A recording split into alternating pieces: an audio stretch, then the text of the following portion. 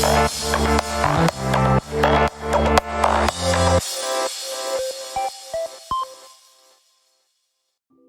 everyone, and welcome to another Tap Titan 2 video, and today is very interesting. We are going through Lemmingllama'S Reddit post, which basically goes through a breakdown of the new kind of build analysis for early, mid and late game players.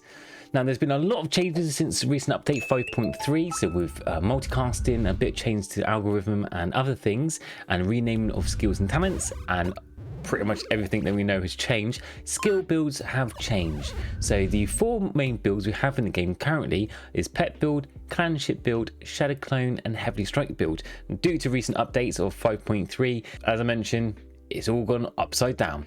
So this is Lemmy's kind of breakdown analysis thought on which builds are best and reasons why. It's not an in-depth one, so it's not going to tell you exactly which points to put into which skill tree, which artifacts. It's an overall statement. I haven't gone through it thoroughly. I've only read through it briefly, and this is Lemmingllama'S guide.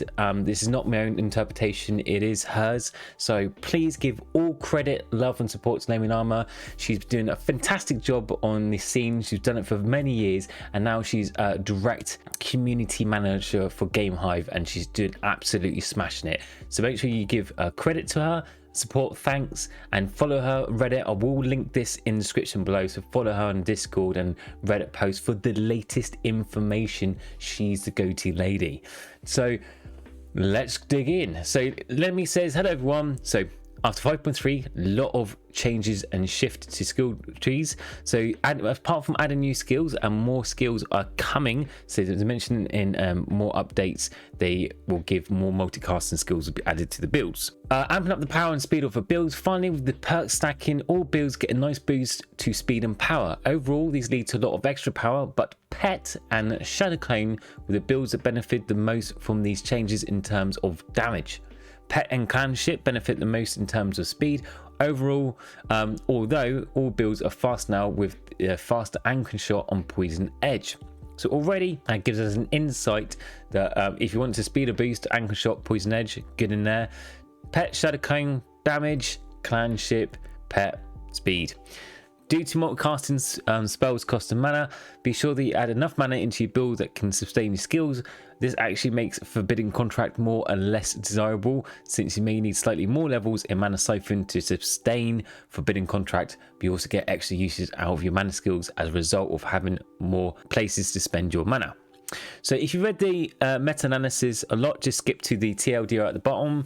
I'm going to be using 3 sets of terms to separate out players doing discussion: early game, mid game and end game. Please read these headers in the description underneath before going to the comment section and flaming me about being crazy.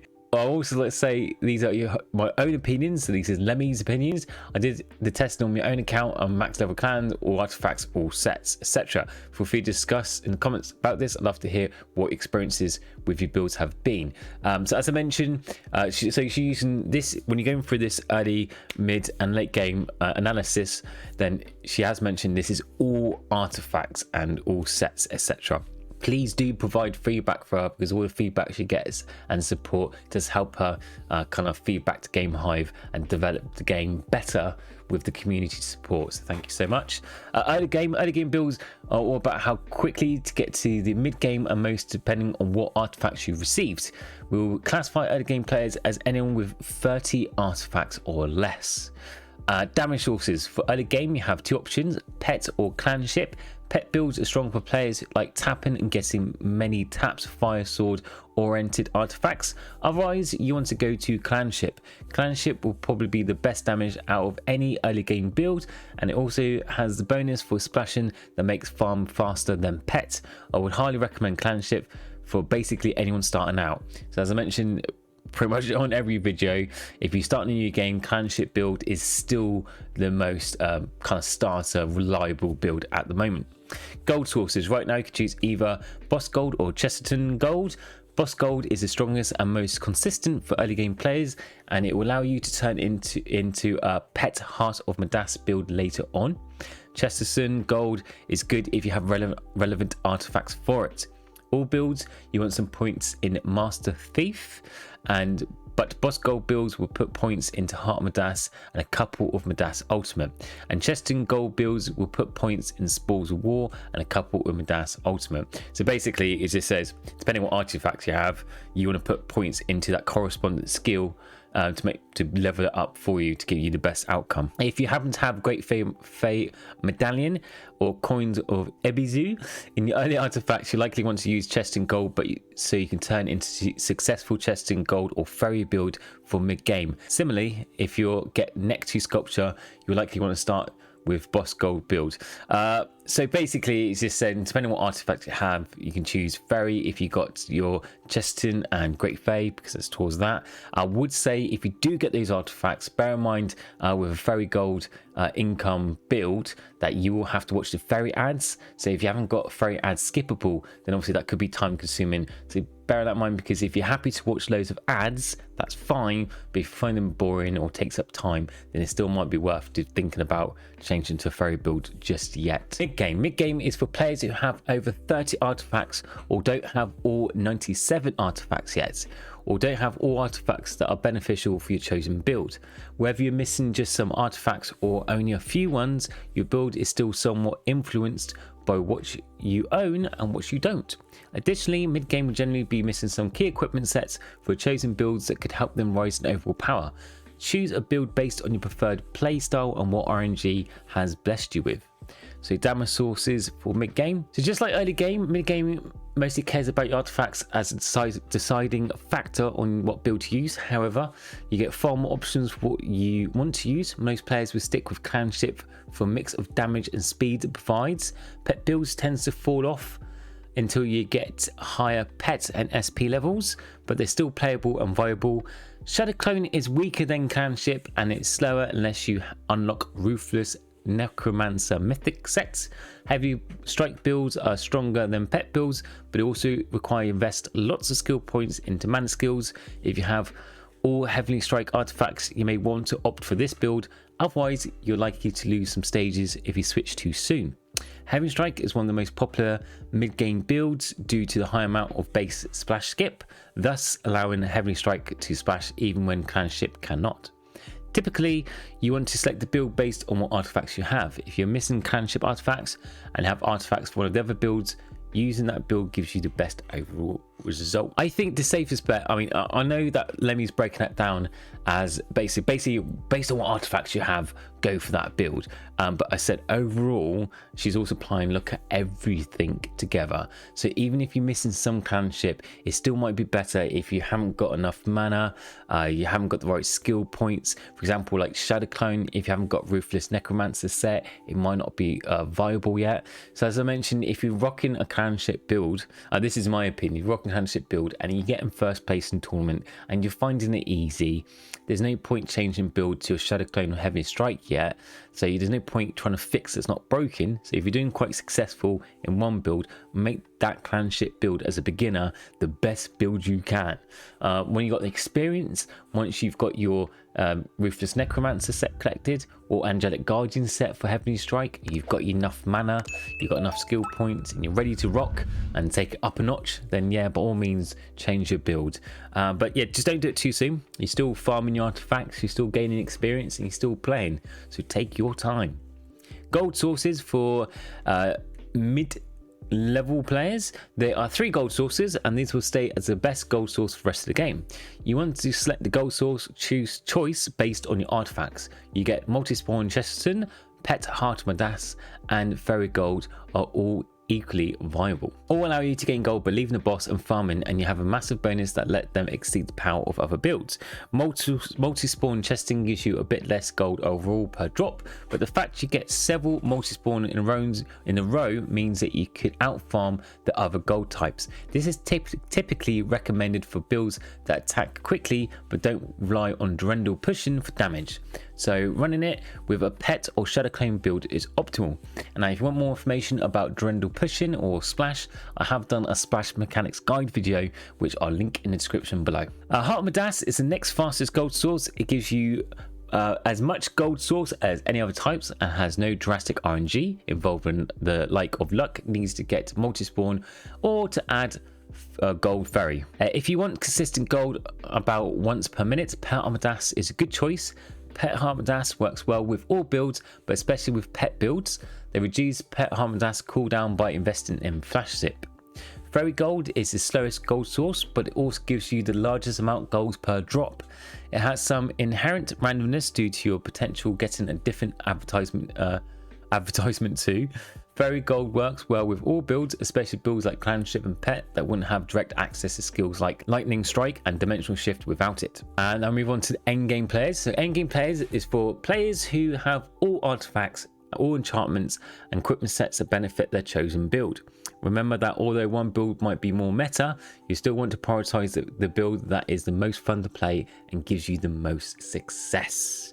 And that also is bang on to what I say to people. Let me mention this in this Reddit post, because I always say once you've got your clanship build the best you possibly can, if you want to change to Shadow Clone or Heavenly Strike or a different build, do it based on your playstyle. So Heavenly Strike is very, very active. You have to constantly play actively, tapping the button constant. So if you're busy with college, school, work, and you don't have the time to play, that even though Heavenly Strike might be stronger or better for you, it might hurt you because you don't have the time to actually play. Same with Shadow Clone. You may lose stages, but if you're a busy person and you like to have a bit more chilled because you've been really hammering it hard on the badge events and you want to take a step back and just ease out, then Shadow Clone is a very chill build. You can activate your skills, make a cup of tea, read a book, play a game, go back, prestige, run. It's a very chill, laid back build, but you can still progress.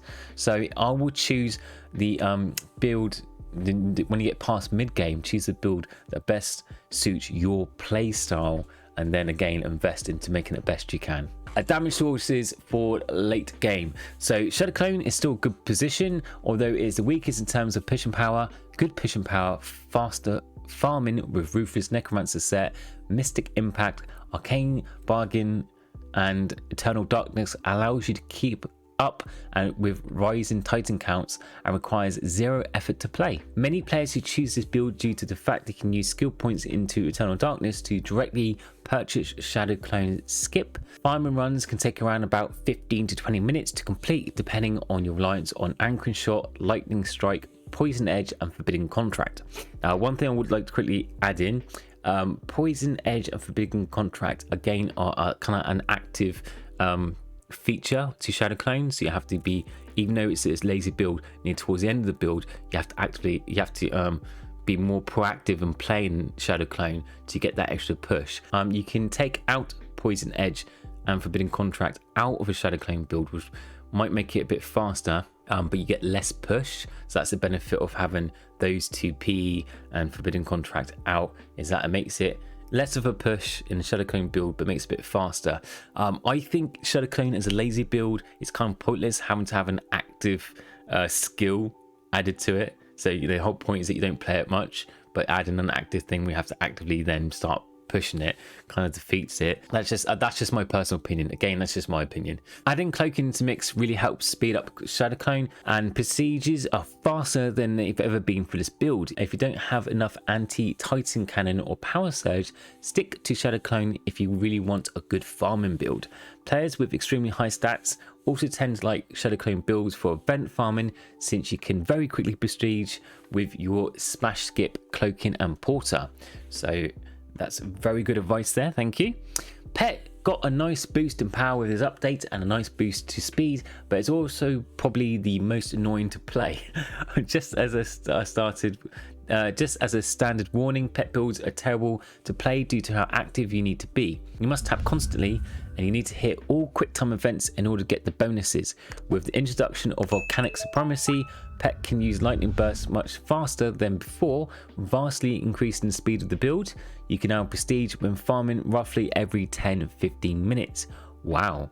So 10-15 minutes it's saving yourself over 5 minutes in the pet build compared to Shadow Clone build. So it could be a really good mess of farming and the badge events if you've got the right stuff. I haven't tried out a new pet build, so watch your space. I have got a new video coming soon for pet versus basically all 4 builds versus each other in a comparison, if you've seen one of those videos before. So if you're new, make sure you're subbed and followed to see that when it pops out. Pet require more than input than heavy strike build. Unless you plan to use power or swiping, you will suffer. Don't play this build unless you really love tapping. That's what she said. Clanship is the old reliable build we will come to know, and it's still the strongest build in this patch. Anti-Titan Cannon is much easier to level up than Power Surge, which keeps Clanship faster, but also Clanship doesn't require constant tapping. Instead, only needs Coordinated Defense and Astral Awakening to be tapped every 30 seconds. It's a hybrid build which focuses on pushing, and a pushing build reliant on Anchoring Shot, Astral Awakening, Poison Edge, Forbidden Contract, and Lightning Strike to get moving.